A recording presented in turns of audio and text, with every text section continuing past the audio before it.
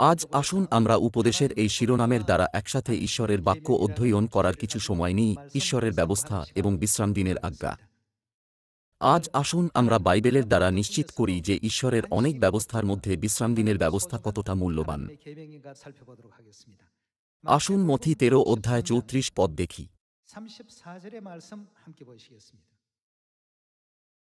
এই সমস্ত কথা যিশু দৃষ্টান্ত দ্বারা লোকসমূহকে কহিলেন, দৃষ্টান্ত ব্যতিরেকে তাহাদিগকে কিছুই কহিলেন না, যেন ভাববাদীর দ্বারা কথিত এই বচন পূর্ণ হয়, আমি দৃষ্টান্ত কথায় আপন মুখ খুলিব, জগতের পত্তনাবধি যাহা যাহা গুপ্ত আছে সে সকল ব্যক্ত করিব। মথি 13 অধ্যায়ের দ্বারা ঈশ্বর আমাদের একটি অত্যন্ত গুরুত্বপূর্ণ দৃষ্টান্ত শিক্ষা দিয়েছেন। শ্যামাঘাসের দৃষ্টান্ত কি 24 পদ থেকে শুরু হয় না? পরে তিনি তাহাদের কাছে আর এক দৃষ্টান্ত উপস্থিত করিলেন, কহিলেন, স্বর্গরাজ্যকে এমন এক ব্যক্তির সহিত তুলনা করা যায়, যিনি আপন ক্ষেত্রে ভালো বীজ বপন করিলেন। কিন্তু লোকে নিদ্রা গেলে পর তাহার শত্রু আসিয়া ওই গমের মধ্যে শ্যামাঘাসের বীজ বপন করিয়া চলিয়া গেল। পরে যখন বীজ অঙ্কুরিত হইয়া ফল দিল, তখন শ্যামাঘাসও প্রকাশ হইয়া পড়িল। তাহাতে সেই গৃহকর্তার দাসেরা আসিয়া তাহাকে কহিল, মহাশয়, আপনি কি নিজ ক্ষেত্রে ভালো বীজ বুনেন নাই? তবে শ্যামাঘাস কোথা হইতে হইল? তিনি তাহাদিগকে কহিলেন, কোন শত্রু ইহা করিয়াছে। দাসেরা তাহাকে কহিল, তবে আপনি কি এমন ইচ্ছা করেন যে আমরা গিয়া তাহা সংগ্রহ করি? আসুন দেখি যিশু শ্যামাঘাসের দৃষ্টান্তটি কিভাবে ব্যাখ্যা করেছেন। যে শত্রু তাহা বুনিয়াছিল সে দিয়াবল, ছেদনের সময় যুগান্ত, ছেদকেরা স্বর্গদূত। অতএব যেমন শ্যামাঘাস সংগ্রহ করিয়া আগুনে পোড়াইয়া দেওয়া যায়, তেমনি যুগান্তে হইবে। মনুষ্যপুত্র আপন দূতগণকে প্রেরণ করিবেন, তাহারা তাহার রাজ্য হইতে সমস্ত বিঘ্নজনক বিষয় ও অধর্মাচারীদিগকে সংগ্রহ করিবেন, এবং তাহাদিগকে অগ্নিকুণ্ডে ফেলিয়া দিবেন, সেই স্থানে রোদন ও দন্তঘর্ষণ হইবে। অবশেষে এই শত্রু অর্থাৎ দিয়াবল জগতে ব্যবস্থালঙ্ঘন বপন করেছিল। ব্যবস্থালঙ্ঘন বপন করার উদ্দেশ্য কি আমাদের ঈশ্বরের ব্যবস্থা পালন করতে বাধা দেওয়া নয়? অবশেষে এই ব্যবস্থালঙ্ঘনের বিস্তারের কারণে জগতের অসংখ্য লোকেরা ঈশ্বরের সেবা করার দাবি করে শ্যামাঘাসের ব্যবস্থা লঙ্ঘন করার অনুশীলন করে, যা ঈশ্বরের ব্যবস্থা নয়। সেই জন্যই ঈশ্বর সেই বিচারের দিন নিযুক্ত করেছেন, যখন ঈশ্বর এরকম লোকেদের একত্র করবেন এবং তাদের জ্বলন্ত অগ্নিকুণ্ডে ফেলে দেবেন। শুধুমাত্র এই দৃশ্য থেকে, যেখানে ঈশ্বর বলেছেন তারা সেগুলি সংগ্রহ করে জ্বলন্ত অগ্নিকুণ্ডে ফেলে দেবে, কারণ তারা ব্যবস্থা লঙ্ঘন করেছিল, আমরা সহজেই বুঝতে পারি যে ঈশ্বরের ব্যবস্থা পালন করা আমাদের এমন বিশ্বাসে পরিচালিত করতে পারে যা অনন্ত জগতে অর্থাৎ স্বর্গরাজ্যে প্রবেশ করার যোগ্য। যেহেতু আমাদের কাছে ঈশ্বরের ব্যবস্থা এরকম গুরুত্বপূর্ণ, তাই যিশু আরও একবার এর গুরুত্ব উল্লেখ করেছিলেন। আসুন আমরা মথি 7 অধ্যায় 21 পদ দেখি, যেখানে ঈশ্বর পার্থক্য করেছেন যে কারা স্বর্গরাজ্যে প্রবেশ করবে এবং কারা প্রবেশ করবে না। যাহারা আমাকে হে প্রভু, হে প্রভু বলে, তাহারা সকলেই যে স্বর্গরাজ্যে প্রবেশ করিতে পাইবে এমন নয়, কিন্তু যে ব্যক্তি আমার স্বর্গস্থ পিতার ইচ্ছা পালন করে সেই পাইবে। যদি আমরা ঈশ্বরকে বিশ্বাস করি এবং আমাদের বলা হয় যে আমরা স্বর্গরাজ্যে প্রবেশ করতে পারব না, তাহলে আমাদের সমস্ত বিশ্বাস বৃথা। এটা সত্যিই কতই না অনুশোচনাজনক হবে। আসুন 22 পদ থেকে পড়তে থাকি। সেই দিন অনেকে আমাকে বলিবে, হে প্রভু, হে প্রভু, আপনার নামেই আমরা কি ভাববাণী বলি নাই? আপনার নামেই কি ভূত ছাড়াই নাই? আপনার নামেই কি অনেক পরাক্রম কার্য করি নাই?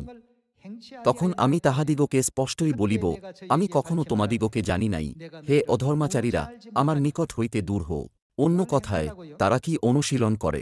তারা হল সেই লোকেরা যারা ব্যবস্থা লঙ্ঘন অনুশীলন করে। স্বর্গরাজ্য হল সেই জায়গা যেখানে যিশু বাস করেন, তাই তিনি এই লোকেদের স্বর্গরাজ্যে প্রবেশ করতে বাধা দিচ্ছেন। এই দৃশ্য আমাদের আরও একবার মনে করিয়ে দেয় যে যারা ব্যবস্থা লঙ্ঘন করবে তারা নরকের অনন্ত আগুনে নিক্ষিপ্ত হবে, যেমন আমরা মথি 13 অধ্যায় পড়ি। তাহলে আমরা কি বুঝতে পারি না যে আমাদের বিশ্বাসের জীবনে ঈশ্বরের ব্যবস্থা কতটা গুরুত্বপূর্ণ? আমাদের কখনোই সেই ব্যক্তি হওয়া উচিত নয় যারা ঈশ্বরের ব্যবস্থা অবহেলা করে। যদিও এটাকে সামান্য কিছু বলে মনে হয়, তবুও আমাদের অবশ্যই সেই ব্যক্তি হওয়া উচিত যারা আমাদের দেওয়া ঈশ্বরের ব্যবস্থা পালন করতে জানে। আজ আসুন আমরা বিশ্রাম দিনের ব্যবস্থা পরীক্ষা করে দেখি, যা হল 10 আজ্ঞার মধ্যে চতুর্থ আজ্ঞা। আসুন যাত্রা পুস্তক 20 অধ্যায়ে 8 পদ থেকে শিক্ষা দেখি। তুমি বিশ্রাম দিন স্মরণ করিয়া পবিত্র করিও। আসুন আমরা যিশাই 56 অধ্যায়ের দ্বারা বিশ্রাম দিনে আমাদের দেওয়া ঈশ্বরের আশীর্বাদ পরীক্ষা করে দেখি। আসুন 56 অধ্যায়ে 1 পদ দেখি। সদাপ্রভু এই কথা কহেন, তোমরা ন্যায়বিচার রক্ষা করো, ধার্মিকতার অনুষ্ঠান করো, কেননা আমার পরিত্রাণ আগত প্রায়, এবং আমার ধার্মিকতার প্রকাশ সন্নিকট। ধন্য সেই ব্যক্তি যে এইরূপ আচরণ করে, এবং সেই মানব সন্তান যে ইহা দৃঢ় করিয়া রাখে, যে বিশ্রামবার পালন করে, অপবিত্র করে না, এবং সমস্ত দুষ্ক্রিয়া হইতে আপন হস্ত রক্ষা করে। আসুন 4 পদ দেখি। কেননা সদাপ্রভু এই কথা কহেন যে নপুংসক আমার বিশ্রামবার পালন করে, আমার সন্তোষকর বিষয় মনোনীত করে, ও আমার নিয়ম দৃঢ় করিয়া রাখে, তাহাদিগকে আমি আমার গৃহমধ্যে ও আমার প্রাচীরের ভিতরে পুত্রকন্যা অপেক্ষা উত্তম স্থান ও নাম দিব, আমি তাহাদিগকে লোপহীন অনন্তকালস্থায়ী নাম দিব। আর যে বিজাতি সন্তানগণ সদাপ্রভুর পরিচর্যা করিবার জন্য, তাহার নামের প্রতি প্রেম দেখাইবার জন্য ও তাহার দাস হইবার জন্য সদাপ্রভুতে আসক্ত হয়, অর্থাৎ যে কেহ বিশ্রামবার পালন করে, অপবিত্র করে না, ও আমার নিয়ম দৃঢ় করিয়া রাখে, তাহাদিগকে আমি আপন পবিত্র পর্বতে আনিব, এবং আমার প্রার্থনাগৃহে আনন্দিত করিব। তাহাদের হোমবলি ও অন্য বলি সকল আমার যজ্ঞবেদীর উপরে গ্রাহ্য হইবে, যেহেতু আমার গৃহ সর্বজাতির প্রার্থনাগৃহ বলিয়া আখ্যাত হইবে। যেহেতু বিশ্রামদিনে অনেক আশীর্বাদ আছে, তাই নতুন নিয়মে যিশু বিশ্রামদিনের কর্তা হিসাবে বিশ্রামদিন পালন করার উদাহরণ স্থাপন করেছিলেন। তিনি কি করেননি?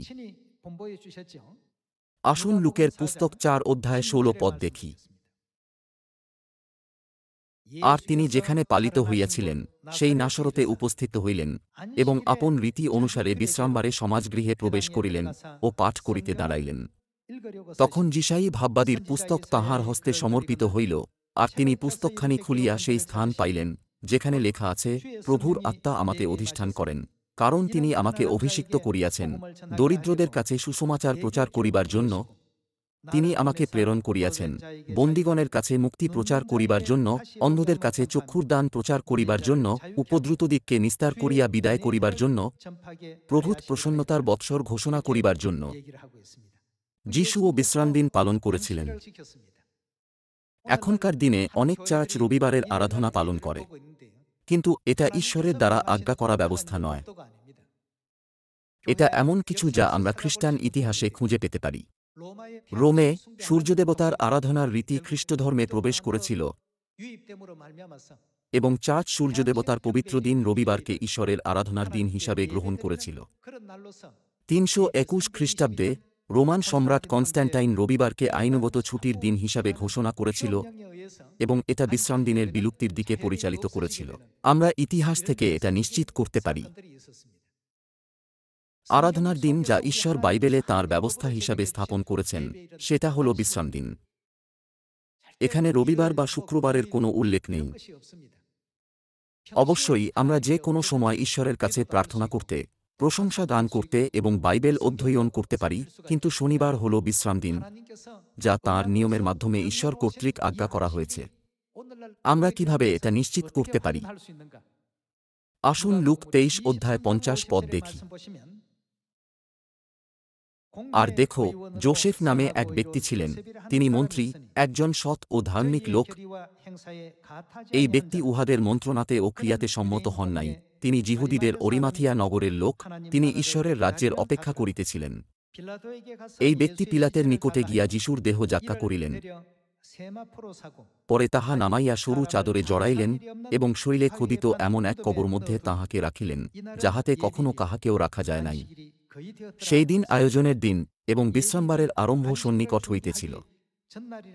আয়োজনের দিন বলতে শুক্রবার, বিশ্রাম দিনের আগের দিনকে বোঝায়। আর যে স্ত্রীলোকেরা তাঁহার সহিত গালিল হইতে আসিয়াছিলেন, তাহারা পশ্চাৎ পশ্চাৎ গিয়া সেই কবর এবং কি প্রকারে তাহার দেহ রাখা যায়, তাহা দেখিলেন। পরে ফিরিয়া গিয়া সুগন্ধি দ্রব্য ও তৈল প্রস্তুত করিলেন। আয়োজনের দিনে, যা হল শুক্রবার, যিশু ক্রুশবিদ্ধ হয়েছিলেন, এবং সপ্তাহের প্রথম দিনে তিনি পুনরুত্থিত হয়েছিলেন। সেই জন্যই সারা জগৎ তাঁর পুনরুত্থানের দিনকে রবিবার বলে জানে। এইভাবে স্ত্রীরা আজ্ঞার বাধ্য হয়ে বিশ্রামদিনে আরাধনা করেছিল এবং ঈশ্বরকে সম্মান জানিয়ে সময় কাটিয়েছিল। আসুন 24 অধ্যায়ে এক পদ দেখি। বিশ্রামবারে তাঁহারা বিধিমতে বিশ্রাম করিলেন। কিন্তু সপ্তাহের প্রথম দিন অতি প্রত্যুষে তাঁহারা কবরের নিকটে আসিলেন, যে সুগন্ধি দ্রব্য প্রস্তুত করিয়াছিলেন তাহা লইয়া আসিলেন, আর দেখিলেন কবর হইতে প্রস্তরখানা সরানো গিয়াছে, কিন্তু ভিতরে গিয়া প্রভু যীশুর দেহ দেখিতে পাইলেন না। তাঁহারা এই বিষয় ভাবিতেছেন, এমন সময়ে দেখো উজ্জ্বল বস্ত্র পরিহিত দুই পুরুষ তাঁহাদের নিকটে দাঁড়াইলেন। তখন তাঁহারা ভীত হইয়া ভূমির দিকে মুখ নত করিলে সেই দুই ব্যক্তি তাঁহাদিগকে কহিলেন, মৃতদের মধ্যে জীবিতের অন্বেষণ কেন করিতেছ? তিনি এখানে নাই, কিন্তু উঠিয়াছেন। তাহলে যেদিন যীশু পুনরুত্থিত হয়েছিলেন সেটা হল সপ্তাহের প্রথম দিন। যেহেতু রবিবার বাইবেলে বর্ণনা করা সপ্তাহের প্রথম দিনের সাথে সম্পর্কিত, তাই এটা কখনোই বিশ্রাম দিন হতে পারে না। এই বিশ্রাম দিনে ঈশ্বর আমাদের কি করার আজ্ঞা দিয়েছেন? তুমি বিশ্রাম দিন স্মরণ করিয়া পবিত্র করিও। এটাকে ঈশ্বর পবিত্র দিন বলে ঘোষণা করেছিলেন। আপনাদের এবং আমার ঈশ্বরের ব্যবস্থাকে উচ্চ সম্মানের সাথে পালন করা উচিত। যদি আমরা এই ব্যবস্থা হারিয়ে দিই, তাহলে এটা স্বর্গরাজ্যের দিকে পরিচালিত করা দড়িকে ছেড়ে দেওয়ার থেকে আলাদা কিছু হবে না। আমাদের এই সঠিক পথে নেতৃত্ব করার জন্য আমাদের সকলকে পিতা ঈশ্বর ও মাতা ঈশ্বরকে অনন্ত মহিমা, প্রশংসা এবং কৃতজ্ঞতা জানানো উচিত। এই আশা করে যে আপনারা এবং আমি তাদের কাছে, যারা অজান্তেই রবিবারের আরাধনা পালন করে, সঠিকভাবে এই বার্তা ছড়িয়ে দিতে পারব যে বিশ্রাম দিন হল ঈশ্বরের পবিত্র দিন। আমি আজকের উপদেশ সমাপ্ত করি। আপনাদের অনেক ধন্যবাদ।